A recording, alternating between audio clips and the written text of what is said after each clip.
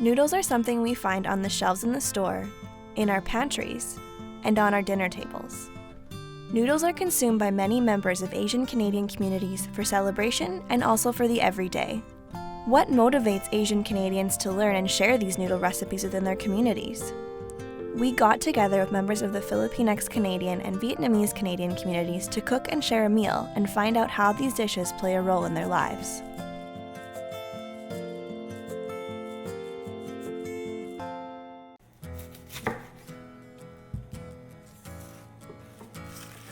So I'll just cut these in half first. You don't have to worry about the skin because the skin does give the water a bit of flavor for the broth. And then I will pan fry these, toast them until they turn like goldenish brown. And then you put them in the water that makes the broth. There's ginger, there's beef bones, and there's the onions. Yeah, and then we would let this sit for like 6 hours. One? These are annatto seeds, and that they come from the influence of the Spanish culture. Oh, I like the color of this. I feel like the color is so important. Like it makes it iconic for like my memories of it and when I was a child. And just a pinch of salt. The fish sauce is actually quite salty. So the use of salt probably won't be, you don't need it that much.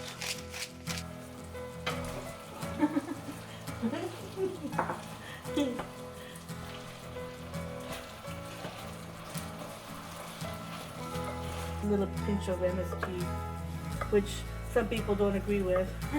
But it's like, okay, it came from my grandma, so I guess we gotta do it. Oh yeah.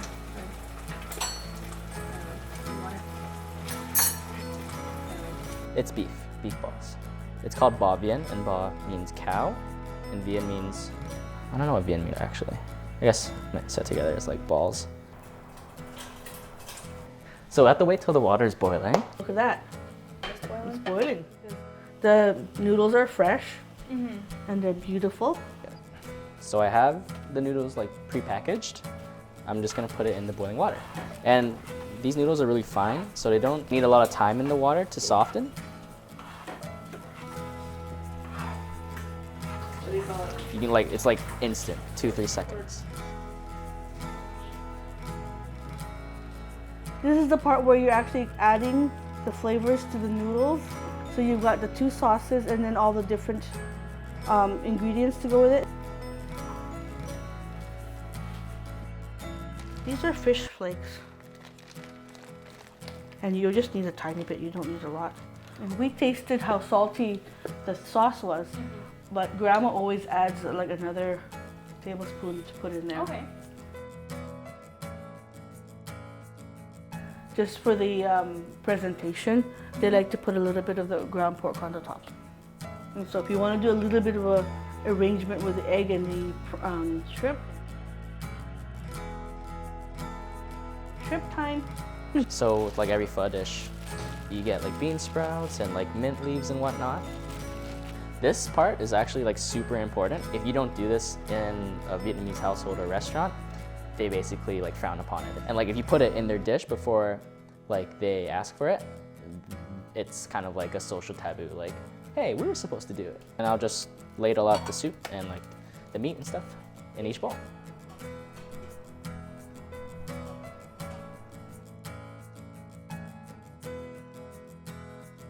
And then now we would just add cilantro and stuff, add mince. And I'm gonna add onions.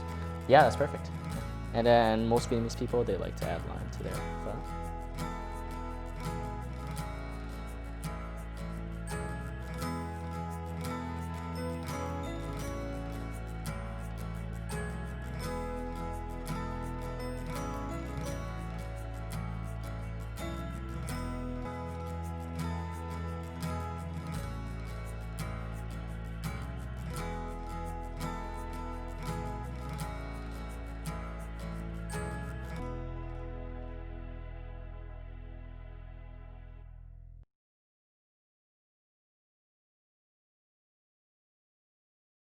Oh, Malabon is our hometown. So it's noodles from the town of Malabon. Our hometown of Malabon is a fishing port. So that's why the seafood is very prevalent in this dish. This dish is probably a combination of everybody's favorite stuff in the Philippines, right? Pork rinds, who doesn't like that?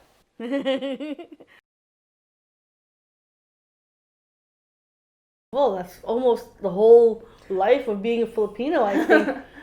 Because it is a family recipe, my grandma is always the one that comes to mind when we eat this.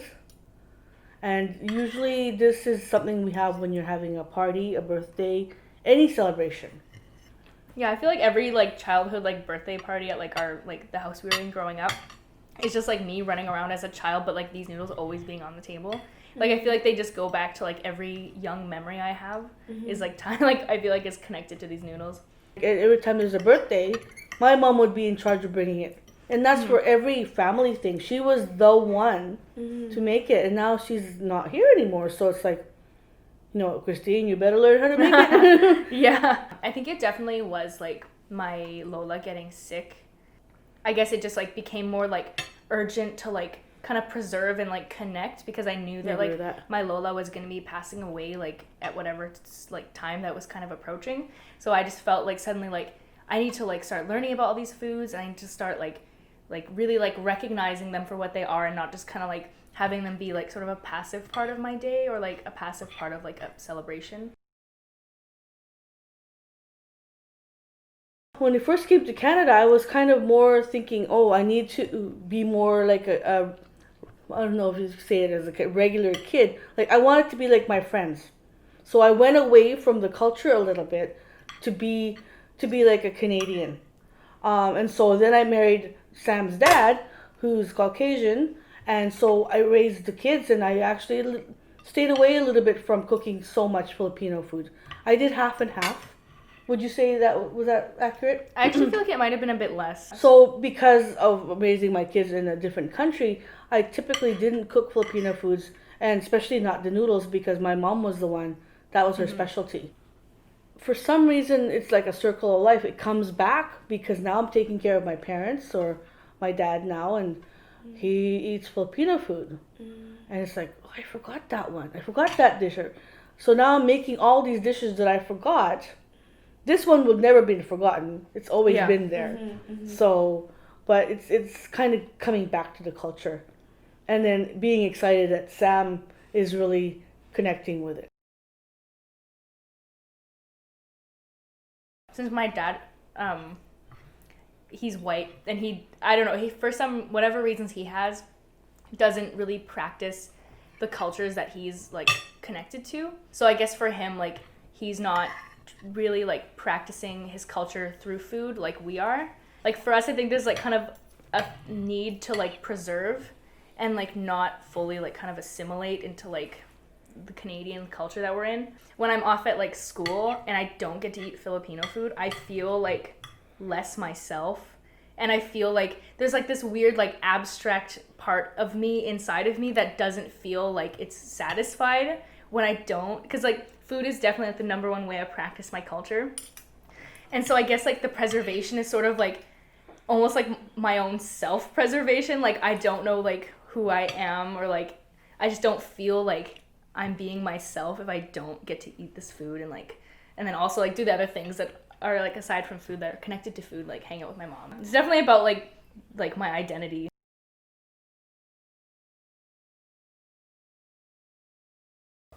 Pho, I just tell you the dish, like what it is. It's like noodles and like broth with like meat. Very similar to other cultures, I'd say. It's really chill. It's not like a big thing. Like most people think, since it's like in like restaurants all across Vancouver. You go to like a fancy Western restaurant, right? They serve you like a dish all plated and whatnot, and you think it's a big deal. In the Vietnamese restaurant, it's kind of the same way. You get a plated bowl of pho, and so you think it's a big deal, but it's not. Pho is like a street vendor food.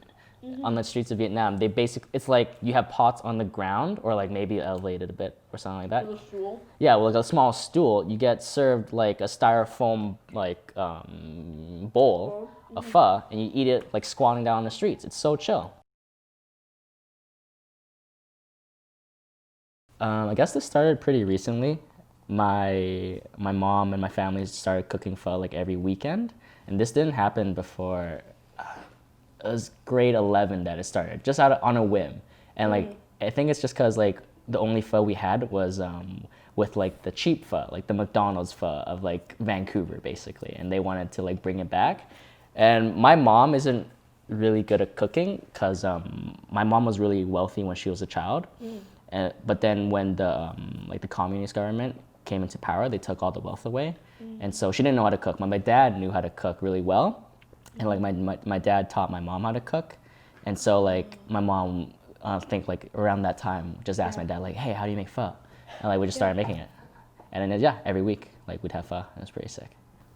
It's really funny. It's because one morning I got bored of video games and was just like, my mom was making pho. I knew that from the night before, right? And so I was just like, oh, I don't know how to make this. Might as well learn, right? Be useful. I have a room upstairs. I went downstairs. My mom was cooking in the kitchen. I was like, oh, how did you do that? And she just walked me through it. Yeah, step by step. To be honest, I don't get a lot of time with my parents, I guess. So the fact that I got to do that with my mom was nice. I box, and like when I'm done boxing, I go home, and like sometimes it coincides with the day my mom makes pho. And like when I eat pho, like when I'm wiped and tired, I'm just like, oh, it's a good dish. It's a good freaking dish. But like maybe I read like freaking Karl Marx or whatever, and like I eat right after that. I'm like, yo, this pho is on my culture. I love it, dude. I love Vietnam. Because I guess I'm like really passionate about my culture, and so like the fact that I got to like have something so ingrained in the culture, like it's a staple, right? Like you say pho, you know it's Vietnamese.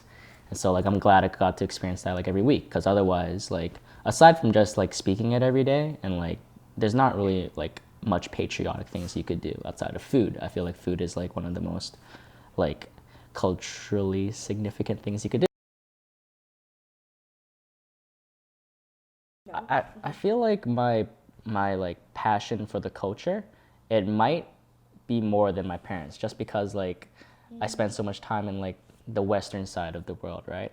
Yeah. That like I feel like a longing for like my culture, whereas my parents like they've lived with it. I talked to my dad, and he never wants to go back to Vietnam, and it's really weird. He just has like bad memories there. So like I think he wants to like disassociate it with himself, whereas like for me, I really want to go back really badly. I guess it's just because I haven't spent a lot of time there, and so I miss it, you know?